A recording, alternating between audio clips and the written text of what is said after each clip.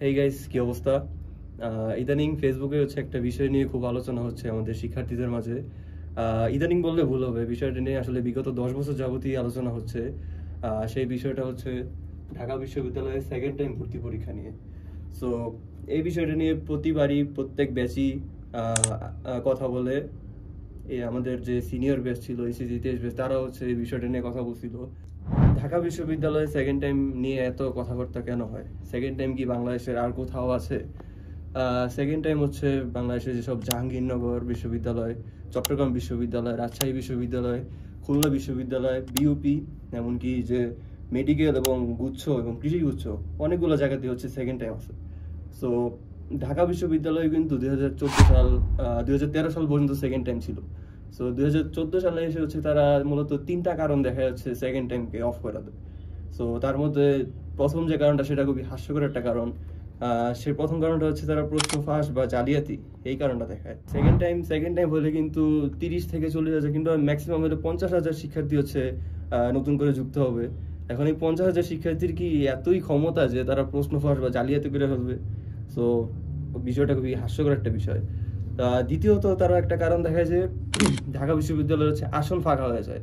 অর্থাৎ মানে হচ্ছে যে শিক্ষার্থী ধরেন যে একবার প্রথমবার হচ্ছে যে শিক্ষার্থী পছন্দের সাবজেক্ট না পায় ভর্তি হলো, দ্বিতীয়বার সে পছন্দের সাবজেক্ট পায় হচ্ছে প্রথমবারে ভর্তি ক্যান্সেল করে চলে গেল। এই কারণে হচ্ছে আসন ফাঁকা হয়ে যায়। সো এই কারণটাও কিন্তু সমাধান করা সম্ভব। যে শিক্ষার্থী হচ্ছে একবার ঢাকা বিশ্ববিদ্যালয়ে ভর্তি হয়ে গেছে, সেই শিক্ষার্থী দ্বিতীয়বার আর ঢাকা বিশ্ববিদ্যালয়ে পরীক্ষা দিতে পারবে না। সো থার্ড যে কারণটা তারা দেখায়, সেটা হচ্ছে যে সেকেন্ড টাইমে শিক্ষার্থীরা হচ্ছে অতিরিক্ত সময় পায়। সো এই কারণটাও কিন্তু সমাধান করা সম্ভব। এখন হচ্ছে সেকেন্ড টাইমার যারা আছে, তারা যদি পরীক্ষা দেয়, তাদেরকে আগে থেকে 3 মার্কে নেগেটিভ মার্কিং যুক্ত করা যেতে পারে। এভাবে হচ্ছে 3টা কারণে কিন্তু সমাধান করা সম্ভব। এখন ঢাকা বিশ্ববিদ্যালয়ে এই কারণগুলো কেন দেখায় আল্লাহ জানে। তারা দেখাইছে মূলত হচ্ছে যে কিছু একটা কারণ তো দেখাইতে হবে, না দেখালে তারা সেকেন্ড টাইম বন্ধ কিভাবে করবে? সো এই সেকেন্ড টাইম কিন্তু হচ্ছে পুরো বিশ্বব্যাপী স্বীকৃত হচ্ছে একটা পদ্ধতি। বিশ্বের আমাদের পাশের দেশ যে ভারতের যে নিট, এই পরীক্ষাগুলো কিন্তু একাধিকবার দেওয়া যায়। এছাড়াও যে আমাদের যে টপ র্যাঙ্ক ইউনিভার্সিটি আছে, অক্সফোর্ড, হার্ভার্ড, ঢাকা বিশ্ববিদ্যালয় কিন্তু কিন্তু প্রাচ্যের অক্সফোর্ড ডাকা হয়। সেই অক্সফোর্ড বিশ্ববিদ্যালয়েও কিন্তু সেকেন্ড টাইম আছে। সো টপ র্যাঙ্ক বিশ্ববিদ্যালয়গুলোতেও সেকেন্ড টাইম আছে। এখন বিষয়টা হচ্ছে যে আমরা যারা এইচএসসি 24 ব্যাচের শিক্ষার্থী আছি, তারা হচ্ছে এই সেকেন্ড টাইম ঢাকা বিশ্ববিদ্যালয়ে সেকেন্ড টাইম ফিরে আনার জন্য হচ্ছে আমরা কাজ করতেছি। সো এই বিষয়টা নিয়ে হচ্ছে আমরা সুপ্রিম কোর্টে যাব, সুপ্রিম কোর্টে রিট করা হবে।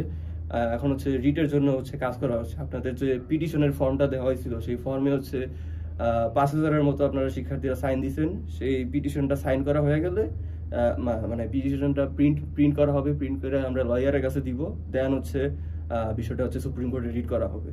এখন এক্ষেত্রে আপনাদেরও কিন্তু কিছু কাজ আছে। আমাদের একার দ্বারা কিন্তু ওই কয়েকজন অ্যাডমিনদের দ্বারা কিন্তু পসিবল না সেকেন্ড টাইম আনা। এখন আপনাদের কি কাজ? আপনাদের হচ্ছে যে যেসব এডটেকের গ্রুপ আছে, অ্যাডমিশন রিলেটেড গ্রুপ আছে, সেখানে গিয়ে হচ্ছে আপনাদেরকে পোস্ট করতে হবে। পোস্ট করে হচ্ছে এই বিষয়টা সম্পর্কে জানাইতে হবে যে সেকেন্ড টাইম নিয়ে আসলে কাজ, ঢাকা বিশ্ববিদ্যালয়ের সেকেন্ড টাইম নিয়ে কাজ হচ্ছে।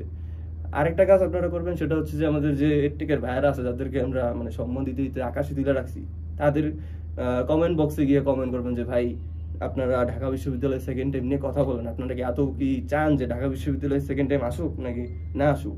কারণ যদি সেকেন্ড টাইম যদি চালু হয়ে যায়, তারা কিন্তু কোর্স বেসতে কিন্তু তারা পিছাবে না। সো আপনাদের হচ্ছে আপাতত হচ্ছে এই কয়েকটা কাজ যদি আপনারা ধরেন যে এই জায়গায় আরেকটা সমস্যা আসে, সেটা হচ্ছে যে পোস্ট দিলে পোস্ট অ্যাপ্রুভ হয় না।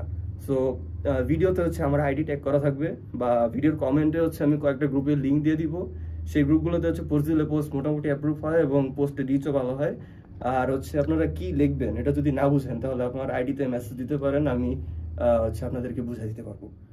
তো আমরা হচ্ছে একটা ন্যায্য দাবি নিয়ে কাজ করতেছি, যৌক্তিক দাবি নিয়ে কাজ করতেছি। যেহেতু 2014 সালের আগ পর্যন্ত ঢাকা বিশ্ববিদ্যালয়ের সেকেন্ড টাইম ছিল, তাই আমরা আশা করি যে যদি আমরা সবাই একসাথে সম্মিলিত প্রচেষ্টা করি, তাহলে আশা করি যে ঢাকা বিশ্ববিদ্যালয় পুনরায় সেকেন্ড টাইম ফিরে আনা সম্ভব হবে।